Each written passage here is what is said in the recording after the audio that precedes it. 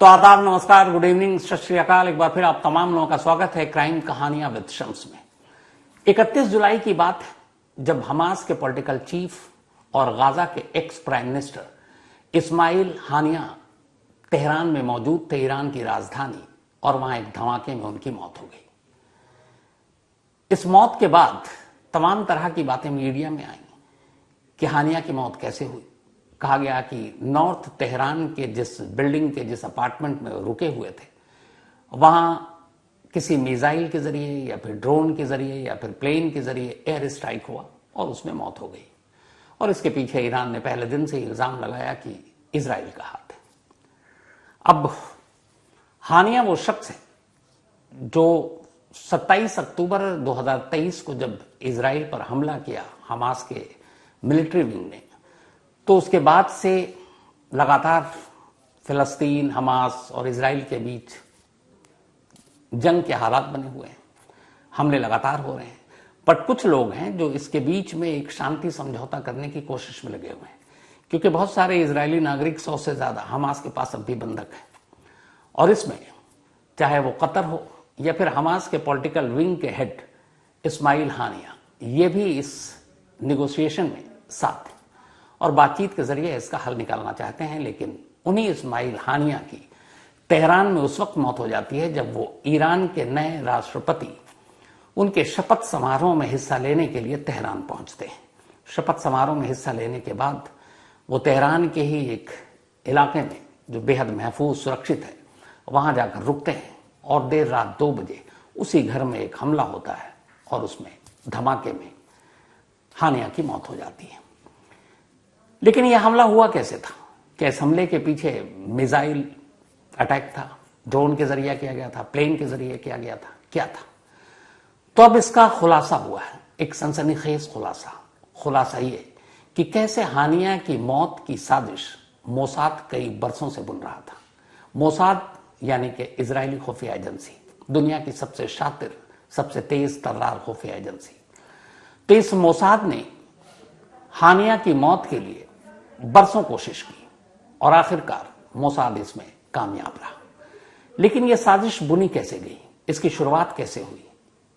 तो जो सबसे बड़ा खुलासा हुआ वो ये कि जिस घर में हानिया थे और जहां धमाके में मौत हुई, वहां कोई एयर स्ट्राइक नहीं हुआ, किसी मिसाइल से हमला नहीं किया गया, किसी ड्रोन के जरिए हमला नहीं किया गया, बल्कि जिस घर में हानिया रुके थे उस घर के अंदर करीब 6 से 8 हफ्ते पहले ही बॉम्ब रखा गया था। और यह बॉम्ब मोसाद के जरिए रखा गया था। अब ईरान की राजधानी तेहरान की एक सबसे महफूज और सुरक्षित जगह, और वहां पर मोसाद घुसकर बॉम्ब रख के निकल जाए, क्या यह मुमकिन है? तो पूरी कहानी आपके सामने पेश है। इस कहानी की शुरुआत होती है 20 मई को। याद होगा आपको, 20 मई को ईरान के तब के राष्ट्रपति इब्राहिम रईसी की एक हेलीकॉप्टर दुर्घटना में मौत हो जाती है। और जिस हेलीकॉप्टर में वो सवार थे उसमें उनके विदेश मंत्री भी थे और इसके अलावा 6 और लोग थे, कुल 8 लोग थे। और ईस्ट आजरबैजान की पहाड़ी पर ये हेलीकॉप्टर क्रैश होता है। उस क्रैश के बाद उंगलियां उठी कि हादसा था या फिर साजिश। उंगली इजराइल की तरफ भी उठी, क्योंकि 1 महीने पहले यानी 20 मई को यह हादसा हुआ और अप्रैल में ईरान ने इजराइल पर ड्रोन अटैक किया था। तो क्या ये वो बदला था? इस चॉपर के क्रैश की जांच अभी तक सामने नहीं आई और ये भी पता नहीं चला है कि ये मौसम की वजह से हादसा हुआ या इसके पीछे साजिश थी। लेकिन कहानी यहीं से शुरू होती है। 20 मई 2024 जब ईरान के राष्ट्रपति की मौत हो गई। अब उनकी मौत के बाद जाहिर है ईरान में एक नए राष्ट्रपति को चुना जाना था और नए राष्ट्रपति को चुनने की कवायद शुरू हुई। लेकिन ये कहानी उससे पहले ही शुरू हो गई थी। हमास के चीफ इस्माइल हानिया 2017 के बाद से लगातार दोहा की राजधानी कतर में रह रहे हैं और कतर से ही वो कुछ अपने जो मित्र देश हैं वहां आना जाना था। मोसाद की नजर लगातार हानिया पर थी और जहां जहां हानिया के जाने की खबर मिलती वहां वहां मोसाद अपनी साजिश के जाल बुनता, लेकिन कामयाबी मिल नहीं रही थी। हालांकि एक ठिकाना पक्का था, वो ये था कि कतर यानी कि दोहा की राजधानी में। लेकिन मोसाद दोहा में हानिया को अपना निशाना नहीं बनाना चाहता था। उसकी वजह ये थी कि कतर भी वो देश था जो गाजा में समझौते के लिए इजराइल के साथ बातचीत कर रहा था, और एक तरह से कतर या दोहा आप कहें, वो इजराइल के लिए एक दोस्त मुल्क की तरह था। तो अब हानिया को अगर दोहा में मारा जाता तो इजराइल के वैसे ही मिडिल ईस्ट में ज्यादातर देश दुश्मन है, तो एक नए देश को जो दोस्त है उसका दोहा, उसको इजराइल अपना दुश्मन नहीं बनाना चाहता था। इसीलिए उसने तय किया कि वो हानिया की अगर वो मारेगा तो दोहा में नहीं बल्कि किसी और देश में। अब कौन सा ऐसा देश? तो ईरान बेस्ट देश था इसके लिए, क्योंकि ईरान और इजराइल के रिश्ते जगजाहिर हैं, शुरू से खराब है। ईरान के ऊपर हमास को हमेशा मदद पहुंचाने का भी इल्जाम लगता रहा है। हमास जब भी स्ट्राइक करता है, उनकी जो मिलिट्री विंग है, उस हमले में भी ईरान जो है उनको सपोर्ट करता रहा है। तो अगर ईरान की सरजमीन पर हानिया यानी कि हमास चीफ की मौत हो जाती है तो ईरान से पहले से ही दुश्मनी, और क्या दुश्मनी बढ़ेगी। तो यही सोचकर मोसाद ने अब अपने ऑपरेशन की शुरुआत की, और इसकी वजह यह थी कि मोसाद को यह जानकारी मिली, चूंकि ईरान दोस्त है तो हमास चीफ अक्सर ईरान की राजधानी तेहरान का दौरा किया करते थे। कई बार गए, लेकिन हर बार जब वो जाते तो बड़े गुपचुप तरीके से, खुफिया तरीके से, क्योंकि इससे पहले भी हानिया पर कई बार हमला हो चुका था, उन्हें भी पता था मोसाद पीछे, तो अपनी यात्रा को बड़ा गुप्त रखते थे। लेकिन ये खबर आती थी कि वो तेहरान जाते रहते हैं। ईरानी मीडिया, टीवी तक में उनकी तस्वीरें तब नहीं आती थी। तो आखिर में इजराइल ने तय किया कि अगर हानिया को कहीं मारना है तो ईरान ही है, क्योंकि तेहरान वो अक्सर आते जाते रहते हैं। लेकिन तेहरान में कैसे मारा जाए? और सबसे बड़ी बात यह कि तेहरान जब हानिया पहुंचे तो यह खबर कैसे हो कि वो वाकई पहुंच गए हैं, क्योंकि गुप्त तरीके से उनका दौरा होता है। यहीं से मोसाद ने अपनी प्लानिंग शुरू की। अब इसी प्लानिंग के तहत ये 20 मई वाला हादसा आ जाता है, ईरानी प्रेसिडेंट का हेलीकॉप्टर क्रैश में मौत। अब इस मौत के बाद जाहिर सी बात है कि ईरान में एक नए राष्ट्रपति को चुना जाना था। नए राष्ट्रपति चुने गए।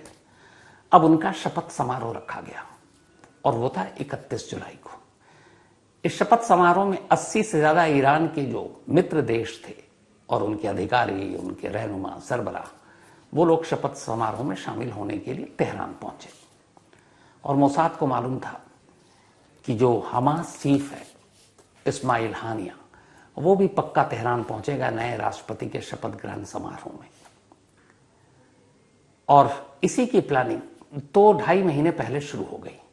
जब 20 मई को चॉपर क्रैश किया गया, तभी मोसाद अपने काम में जुट गया। मोसाद या दुनिया की कोई भी खुफिया एजेंसी जब किसी देश में काम करती है तो वहां के लोगों के बीच में भी घुसपैठ बनाती है, वहां की एजेंसियों में भी, वहां के फोर्सेज में भी। अब ईरान में 2 जानी मानी फोर्सेज हैं। एक है इस्लामिक रिवोल्यूशनरी गार्ड, जो वहां की सबसे इलीट फोर्स मानी जाती है, सबसे मजबूत, और एक है कुद्स फोर्स। तो ये दोनों फोर्स, मोसाद को यह जानकारी मिल चुकी है कि अक्सर तेहरान में आते हैं हानिया। इसके बाद जब जानकारी जुटानी शुरू हुई तो पता चला कि जब वो तेहरान आते हैं तो एक खास जगह पर ठहरते हैं, और वो जगह है नॉर्थ तेहरान में एक ऐसा इलाका जो इस्लामिक रिवोल्यूशनरी गार्ड की सुरक्षा में रहता है 24 घंटे, मतलब हाई सिक्योरिटी प्लेस।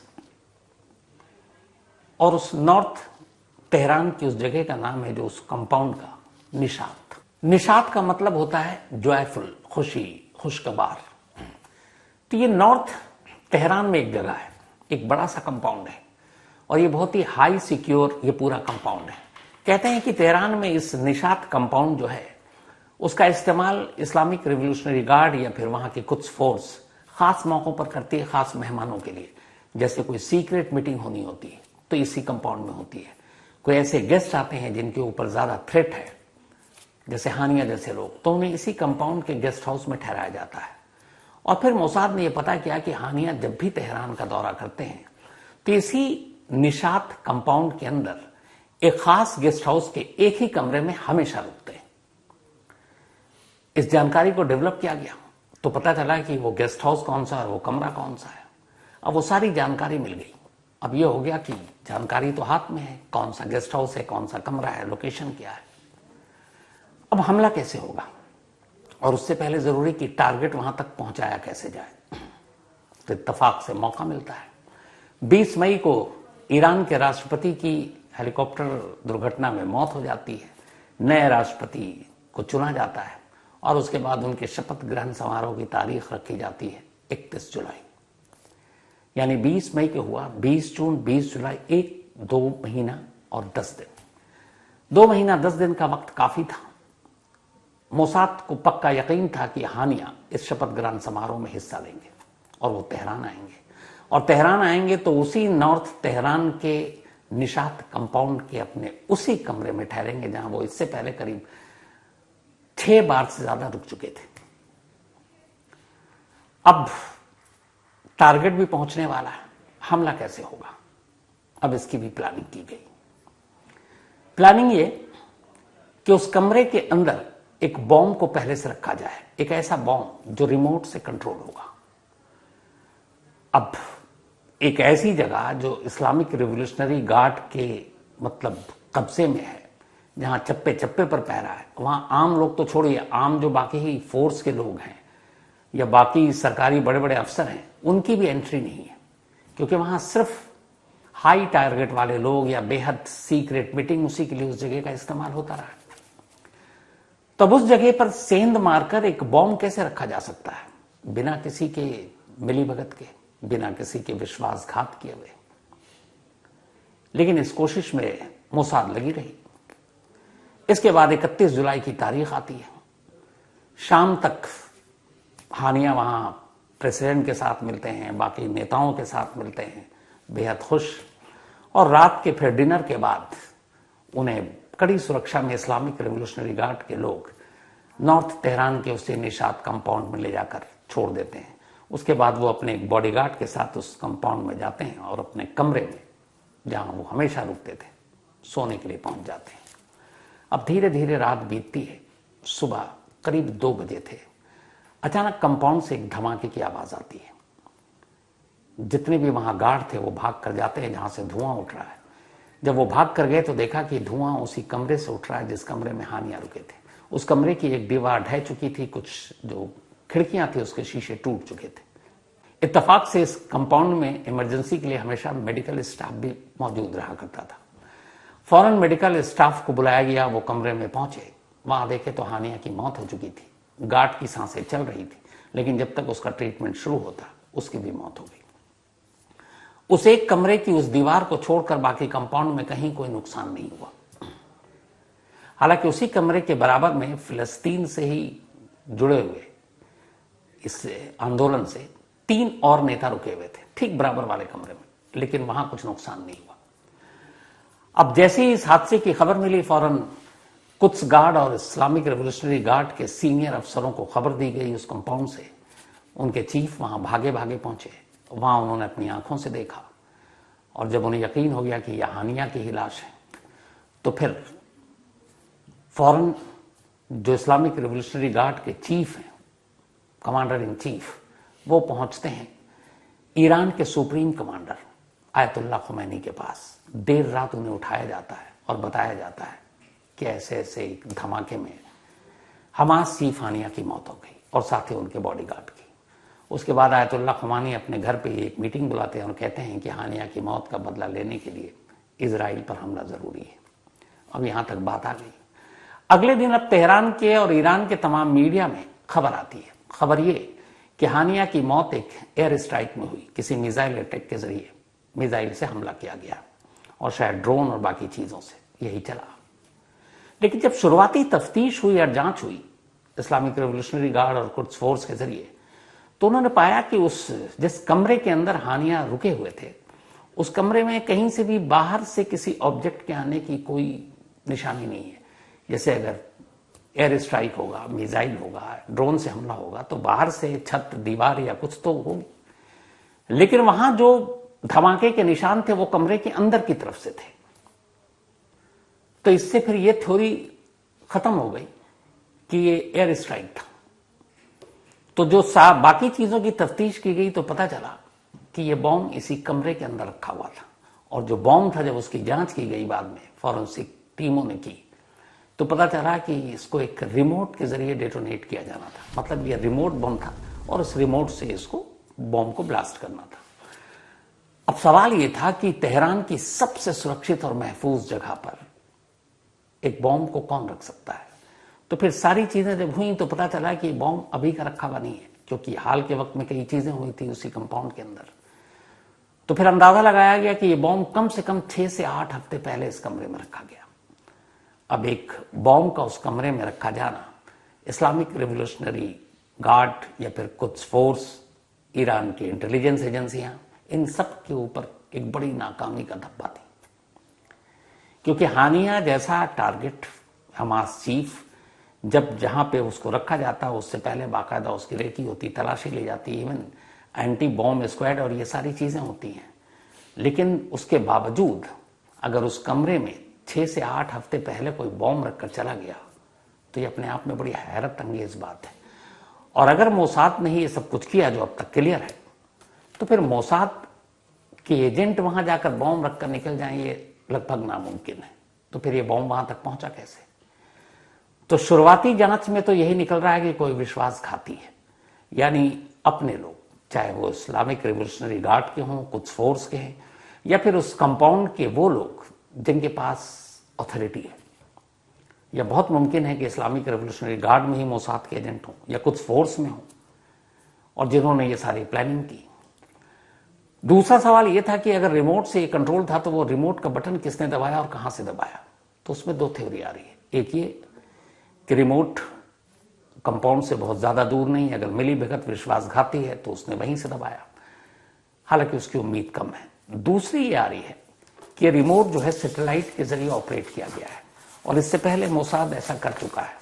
एक शायद आपको याद हो कि नामचीन साइंटिस्ट इसके ईरान के 2020 में top nuclear scientist Mohsin Fakhrizadeh, इनकी गोली मारकर जब हत्या की गई थी तो उस हत्या के बाद पता चला था कि जो वेपन इस्तेमाल किया गया था वो गोली रिमोट कंट्रोल के जरिए एआई रोबोट वेपन से चलाई गई थी। तो आज की दुनिया में इस टेक्नोलॉजी के साथ इसमें कोई हैरत की बात नहीं है कि ये जो बॉम्ब रखा हुआ था इसको सैटेलाइट के थ्रू उसी तरीके से चलाया गया और ये ब्लास्ट हुआ। लेकिन पूरे ईरान के लिए, ईरान की एजेंसियों के लिए, ईरान की जो सिक्योरिटी फोर्सेज हैं, खासतौर पर रिवोल्यूशनरी गार्ड जिसकी वहां पे सबसे ज्यादा इज्जत है, एलिट फोर्स है, इन सब के लिए एक बड़ा तमाचा है ये। क्योंकि मोसाद अपनी प्लानिंग के तहत घुसकर और ये पूरा ऑपरेशन को अंजाम दे देता है।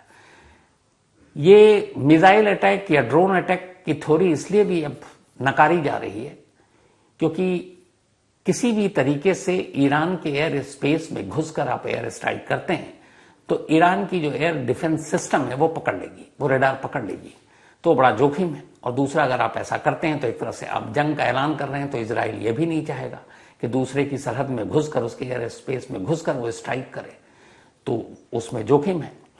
तो इसीलिए सबसे आसान तरीका यही था कि जिस जगह पर हानिया है वहां पे पहले से ही बॉम्ब लगा दिया जाए। और हानिया की गलती ये थी कि हानिया के ऊपर इससे पहले बहुत बार अटैक हो चुका है और कहते हैं कि वो दिन भर में कई बार तो अपना ठिकाना बदला करते हैं, लेकिन तेहरान में बार बार जाने के बावजूद उस गेस्ट हाउस और उस गेस्ट हाउस का वो खास कमरा, वो ठिकाना न बदलना जानलेवा हो गया। अगर वो गेस्ट हाउस के कमरा बार बार बदल रहे होते तो शायद मोसाद के लिए भी ये मुश्किल होता कि किस कमरे में वो बॉम्ब रखना है। लेकिन अफसोस ऐसा हुआ नहीं और शायद ओवर कॉन्फिडेंस ये जान ले गया।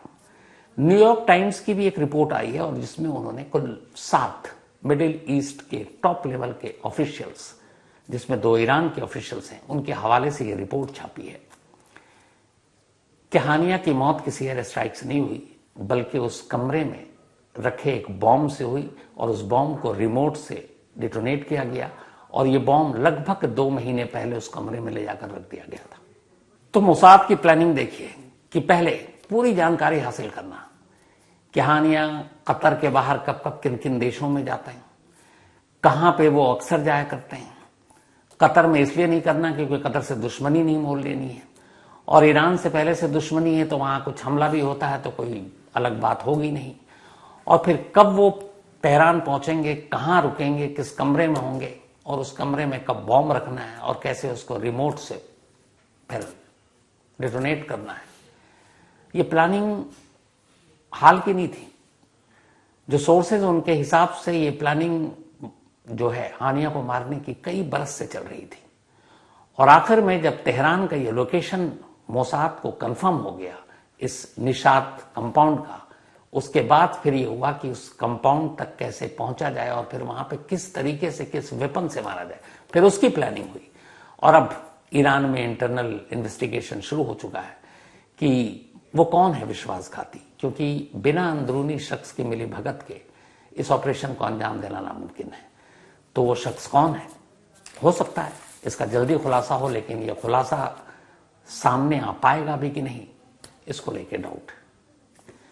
तो ये थी मोसाद चीफ हानिया की मौत की इनसाइड स्टोरी। क्राइम कहानियां विद शम्स में आज इतना ही। अब आपसे मुलाकात होगी अगले संडे को किसी नई कहानी के साथ। तब तक अपना और अपनों का ख्याल रखिएगा। Thank you very much.